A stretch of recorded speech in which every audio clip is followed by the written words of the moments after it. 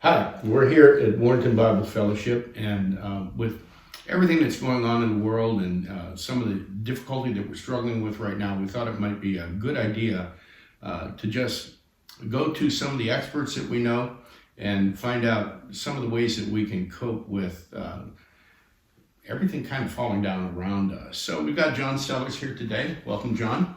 Thank you, Pastor. John is a licensed counselor in the state of Maryland, soon to be in Virginia. And John, the reason that we've asked you to come here today is we're in this historic situation. I mean, there's never been a situation like this in the world before. Certainly there have been plagues, maybe some worse, but we have this instant communication because of the way people travel. It's spread awful quickly. And right now it's everywhere in the world. So we're dealing with issues that people have never had to deal with before. And so we want to take a look at practical ways we can address those, but we also, maybe in another video, want to talk about spiritual ways we can do that. So given all of the tension and misinformation that's floating around out there, I mean, there's all sorts of rumors and that sort of thing. What are some of the reactions that you would expect to see from this sort of thing? Well, thank you, Pastor. That's an excellent question. One of the things you want to think about first is there's going to be some very common ways that people react to something like this.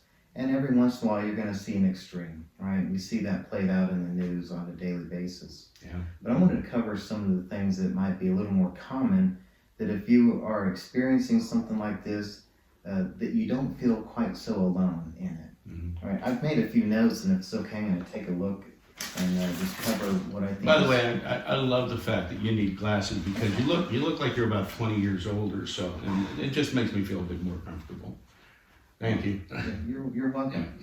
All right, so the first thing I want everyone to know is it's normal to feel anxious during this time. There's questions that we just don't know how to answer. How long is this going to last? Could it come to my home or to my family, right? So when we're faced with these unknowns, there's some things that may happen. So here's what it looks like.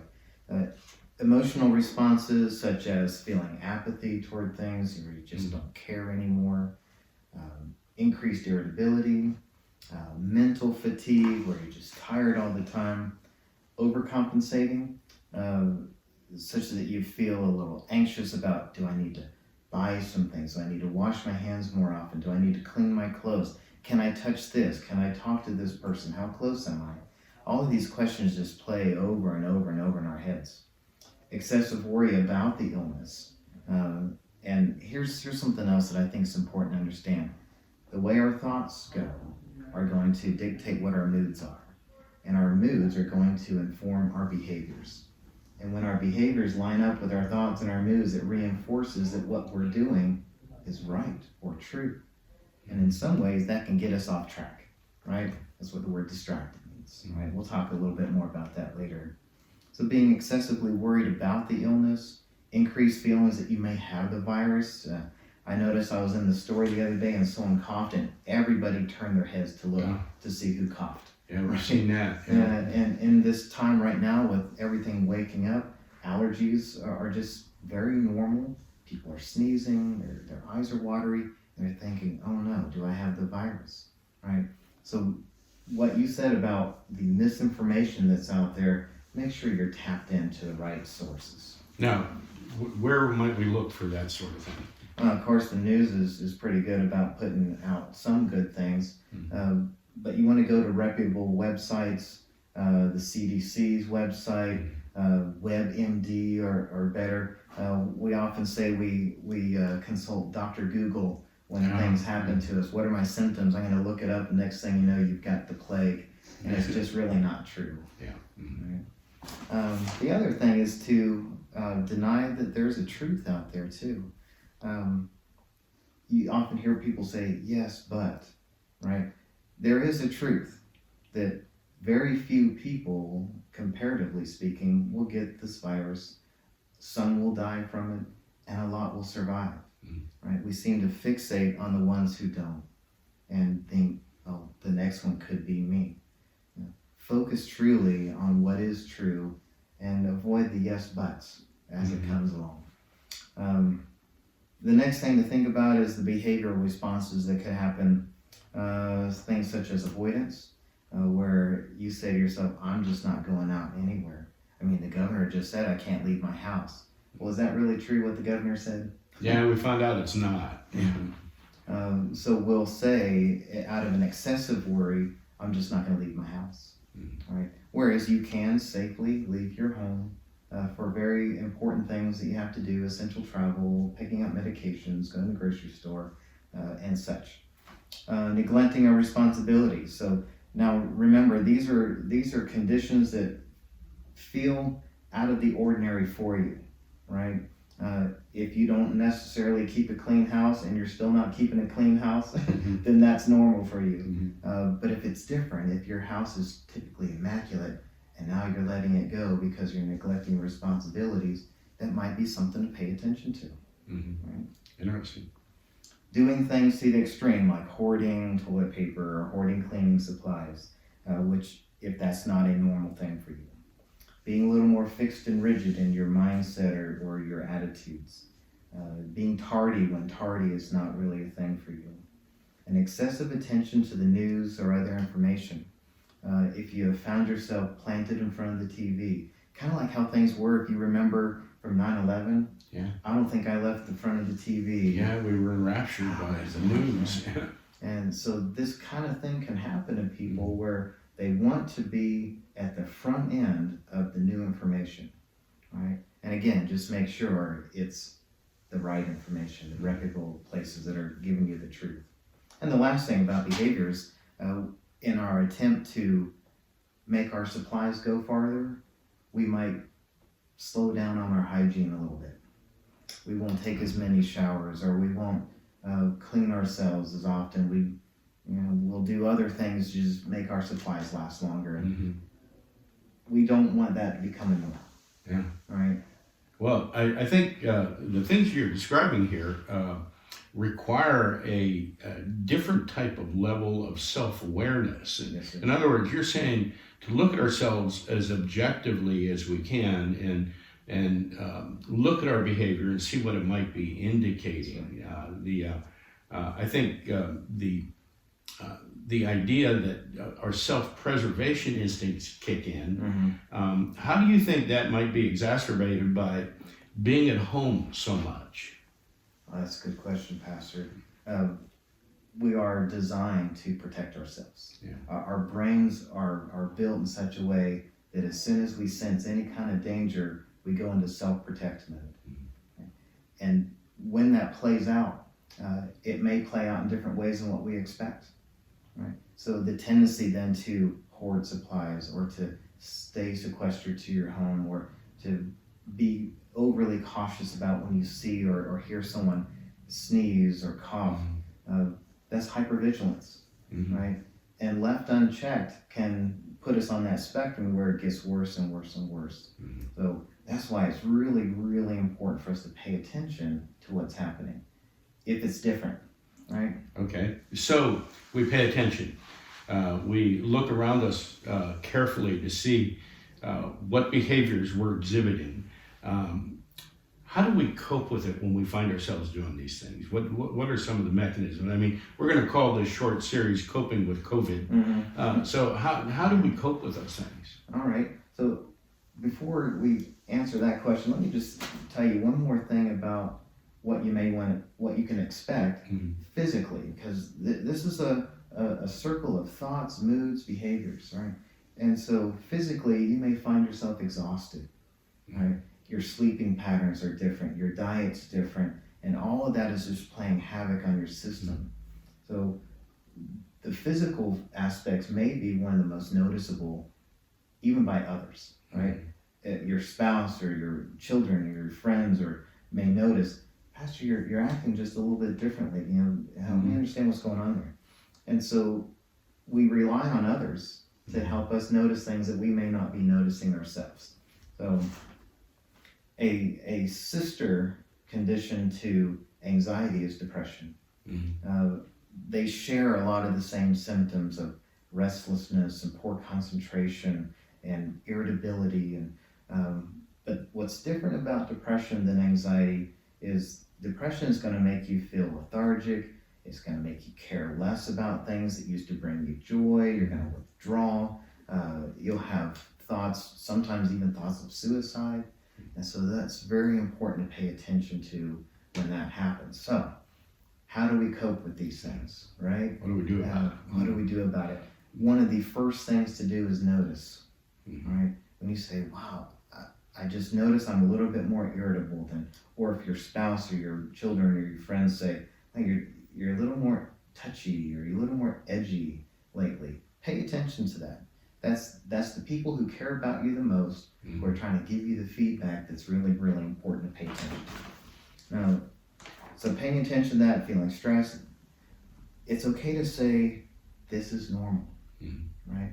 What's happening to me is normal. It's what happens to most people when they get into a place where their what's called the autonomic nervous system is activated, right? That's our fight, flight, freeze response.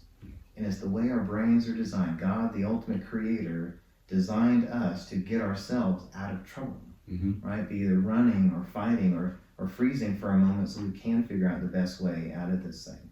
So what's happening to us is very normal. It's not something to be afraid of, right? Being afraid of being afraid only makes it worse. Right? So it's natural to experience some trepidation over these things. Absolutely. Yeah. Sure. When we're faced with our own mortality, as what sometimes the TV will almost paint the picture as, the whole world's going to be in a dire straits here, our own mortality is right at our doorstep. And we as a people who think we want to live a long and healthy life don't like hearing about our own mortality. Right? So when we're faced with that, we sense it as danger, our brains respond to it, and then our body reacts. Right? So paying attention to how and when that happens, what triggers that, is really important for us to understand. The whole idea about anxiousness. So I'm going to spend a little time on this one because just because you feel anxious doesn't mean you have anxiety. Just because you feel sad doesn't mean you have depression. Right? Some people will say, I'm depressed. I'm anxious. Right? They take ownership of what's happening. They begin to identify with those emotions. Right. And they may tend to use it as a shield, because sometimes depression can feel like a heavy blanket, and sometimes that feels safe, right? So we get accustomed to the feeling, but in truth, what's happening is we're avoiding the truth. We're avoiding what really truly needs to be addressed in our lives so that these feelings aren't what is prevailing, right? So being aware of your actions is very important. Also reflect back on what's worked before. I mean, this isn't the first time that we've felt anxious or depressed about what's happening in the world today. What did we do the last time, or a more prevalent time that we can recall that worked for us? Is it talking with someone? Is it calling you or calling Pastor Scott? Is it reaching out to the elders or calling a friend or a coworker? Taking a walk, reading a book, reading the scripture, prayer. What worked for you before, and then do that. Right? Because when you take charge, right, you're telling your brain, this is what I want instead. Right? Our brains, as wonderful as they are reactive to what we tell it. Our mind is what's most important about how we move throughout this world. Right? That's why the scriptures say, let this mind be in you that was in Christ Jesus. Amen. Amen. So remember, you're in charge. Your brain's not in charge. We often respond to what we think our brain is telling us, and then we fall into that circle that just doesn't end until we take charge again. Interesting. Yes, sir. So remember what worked before and do a little bit of that. If you're waiting for the motivation, before you start, it's not going to happen. Yeah, I hear you on that one. We have to start even when we don't feel like starting. We have to be proactive. Yes, sir. Yes, sir. That is the truth. All right. So when I get up in the morning and my first inclination is I don't have anything to do, I don't have anywhere to go, I'm just not going to do anything. We might have to put some disciplines into motion and go contrary to what impressions we have. Right. And another reason why that's important is if we don't do the things that we know we ought to be doing, we start to feel bad about not doing those things, and that just compounds the bad feelings. It begins to snowball on us. Right. Yeah. Right. And then we find ourselves even less motivated to do what we know we ought to do. Right. Okay. Another thing I like to talk about is reframing the issue. Right? There's always another way to look at what's happening around us. So ask yourself a couple of questions. I have one for you. So in my life story, right, we're referring to the COVID-19. In my life story, will this be a chapter, a page, a sentence, a footnote, or not even worth mentioning? Oh, fascinating. So when we get to the other side of this, what will it look like? Yeah. Years down the road, and we reflect back on what all we went through, how prevalent will this still be years later? And by every statistic that we've seen so far, somewhere around 98% of us will get to the other side of this. Yes, so that is exactly right. Right. Ask yourself this question: how would someone that I respect handle this? You know, the old adage, "What would Jesus do?" We know how Jesus would respond. You know, but the people who you respect, who you look up to, how are they handling this? Right? And that's why it's so important for us as Christians, as we move about this world. People are watching how the church is responding. To put on display our faith and our trust in God. That is absolutely right. What a time this is to do that. And this question, I love it. What is the right in this wrong? What's happening around this nation and this community that's right? What can we see that's positive? In? Right, and that's finding the positive message in this midst of crisis. We're seeing people respond to help that we don't normally see. We're seeing the heroes in our medical field who are working tirelessly to combat this virus. So what is right amidst this wrong? You know, that's one thing that I've noticed is as I've been out and about and tried to limit it as much as I can, but being out and about, people in the supermarkets really are being nice to each other. The people that are working there, I mean, they're on the front lines. You know, you think about, we just heard from some library employees today that are working to maintain service, and they're on the front line. So there are people out there sacrificing in order to serve us.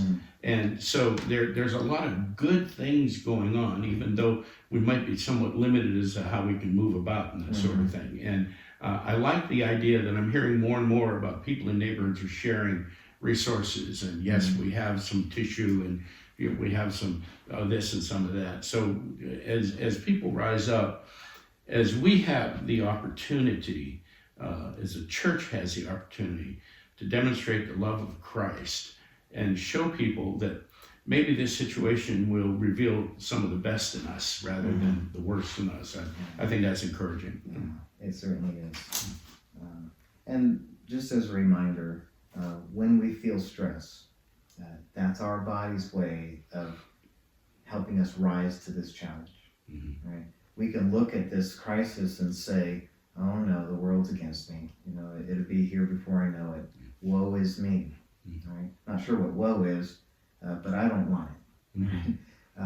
Or we can look at this as a challenge to be risen to. And the difference is the ones who sit back and cower, and then the ones who stand up and say, "I got this.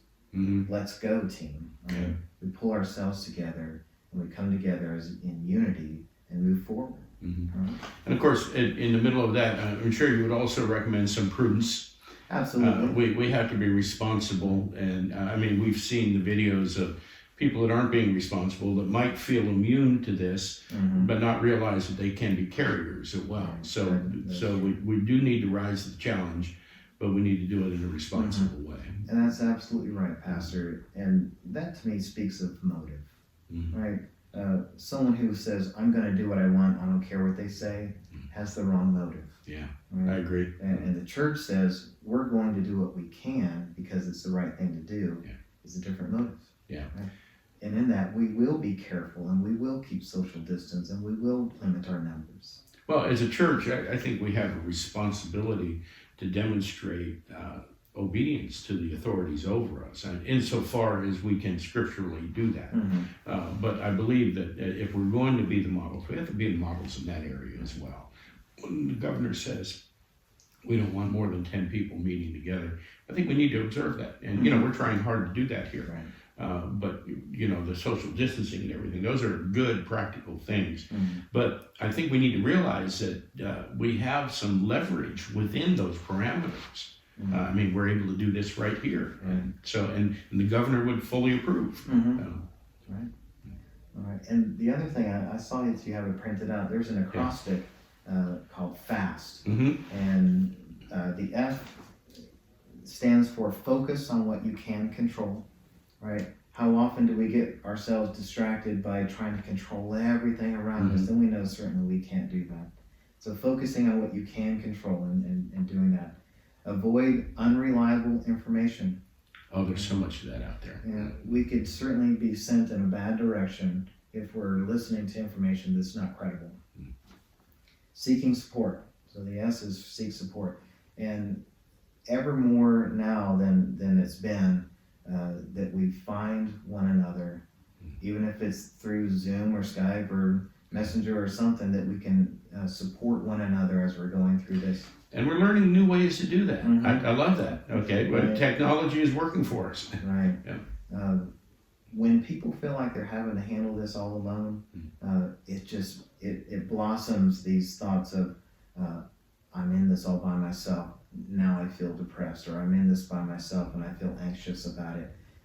When we think that we don't have the support, we will feel the burden a lot more heavier than we ought to. Right? And then last is take a break, right? You may feel like now if your kids are home with you, if your spouse is home with you because they're not at work, that you're on all the time, right? Taking a break is so The important. pressure of taking care of everybody. That's right. Making sure they stay entertained. And if you're like people I know, they will care for their own needs last, if at all. Yeah. And so it's really, really important to pay attention to how much time that you're devoting to caring for everyone, but also take that time for yourself. And I think for the caregivers out there,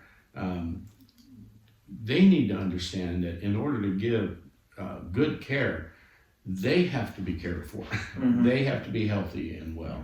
And so if they discover that in their self-examination, as you've suggested, that they're beginning to exhibit some of these symptoms, maybe it's time to take a break. Maybe it's time to kick back and dial back a little bit. I mean, this is going to be the golden opportunity to do that. Right.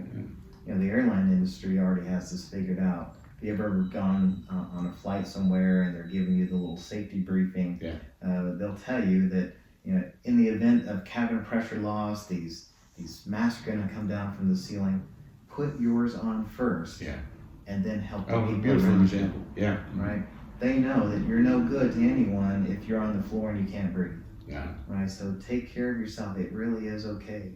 Even Jesus pulled himself away from the others to be alone for a little bit. That our next week's sermon is called "The Secluded Place." I saw your notes. We'll be talking about that. Yes. And of course, connecting with others and maintaining a healthy routine. Normalize as much as possible. If you have kids, they're going to be looking to you. This is a wonderful opportunity for us to teach them how to handle a crisis. Right?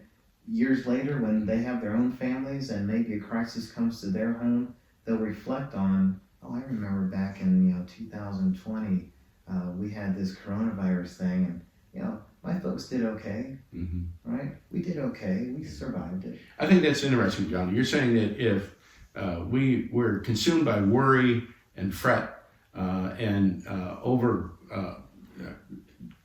consumption of the news and and that sort of thing, that we're going to teach our kids that, and that's how they're going to learn to react in crisis. So Because they're going to have theirs too. Sure. Yeah. And they're always searching for, how do I handle life? And they look to their parents most of the time, or people that they respect, on how to do this thing called life. Yeah. So we're models as parents, we're models as friends, we're models as Christians. And, I'm convinced that the world is watching us right now. We're watching the church. Absolutely. And, the criticism leveled against church so much is they're nothing but a bunch of hypocrites. And now's the time to prove that that's wrong. Right.